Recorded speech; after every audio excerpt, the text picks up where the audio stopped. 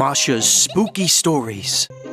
हाय दोस्तों, क्या आपको कभी डर लगा है कहीं पर खो जाने का? वैसे तो मैं कभी खो जाने से नहीं डरती हूँ, पर एक बार मैं खो गई थी और फिर मैंने सुनी एक प्यारे किटन की कहानी। तो एक वक्त की बात है, एक घर में रहता था एक मामूली किटन। ना वो अनोखा था और ना ही इतना खास, पर एक बात तो थी, वो ये कि जब भी वो घर से बाहर निकलता था पल भर में खो जाता था। एक दिन वो सड़क पर आ गया, जमीन पर लुढ़कने के लिए या फिर थोड़ा घूमने के लिए, और फिर उसे समझ ही नहीं आया कि वो कहाँ है। वो किसी बेंच के नीचे एक कोने में दुबक कर बैठ गया और डर से कांपता रहा। सब कुछ अनजाना सा था, उसे पता ही नहीं था कि उसका घर कहाँ है, और उसने सोचा कि काश वो अभी अपने मालिक के पास अपने घर पर होता।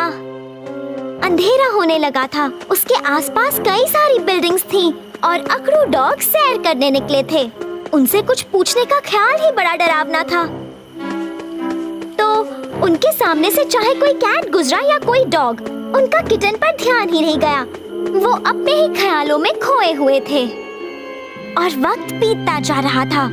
रात हो चुकी थी, किटन को भूख लग रही थी, पर खाने के लिए कुछ भी नहीं था। जरूरतें पूरी करनी पड़ती हैं और किटन ने अपनी जान खतरे में डाली।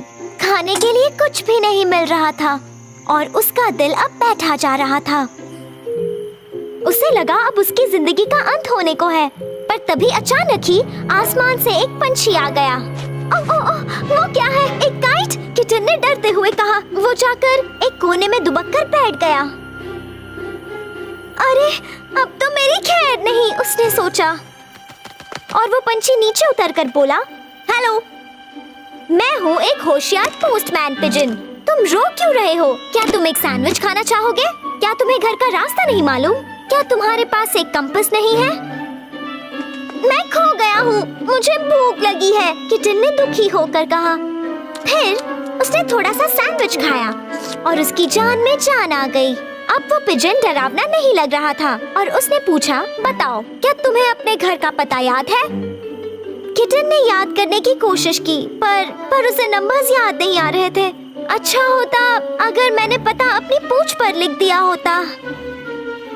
अगर आपके पास पता हो तो घर ढूंढना आसान हो जाता है। मैं एक होमिंग पिजन हूँ, मुझ जैसे पंछी कभी नहीं खोते और हम कहीं भी जाएं वापस अपने घर आ जाते हैं।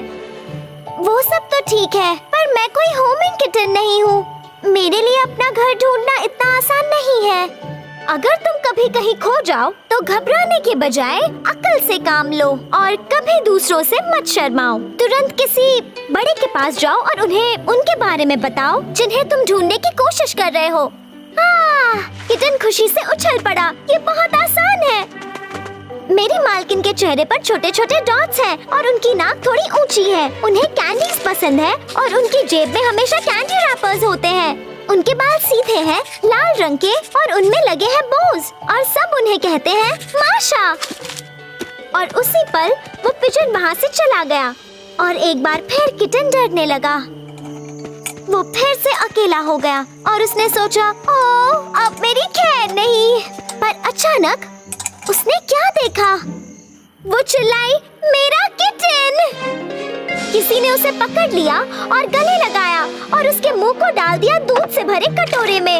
ये लो दूध, जल्दी से पी लो। किटन की खुशी का ठिकाना नहीं रहा। वाह, मैं बच गया। उसकी मालकिन ने उसे एक बच्चे की तरह अपनी गोद में ले लिया और फिर उसने कहा, कितने गंदे हो गए हो, पूंछ पर भी मिट्टी लगी है। तुम्हारा पता तुम्हारी पूंछ पर नहीं, पर तुम्हारे कॉलर पर लिखा हुआ है। पिजन को थैंक यू कहो, इसने घर आकर मुझे बताया तुम कहाँ हो। ये लो एक कैंडी मेरी मदद करने के लिए। मैं बिना वक्त गवाए यहाँ पर आ गई। माशा ने किटन को देखा जो चैन से उसकी गोद में सो गया था।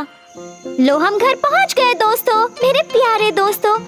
अगर आप खो जाओ तो सबसे जरूरी बात याद रखना, आप घबराना नहीं। अपने घर का पता याद करो, टेलीफोन नंबर भी, और किसी बड़े से मदद मांगने में कभी भी मत हिचकिचाओ। अपने डर पर काबू करो। अगर आप कभी खो जाओ तो हिम्मत रखो और घर पहुँचो।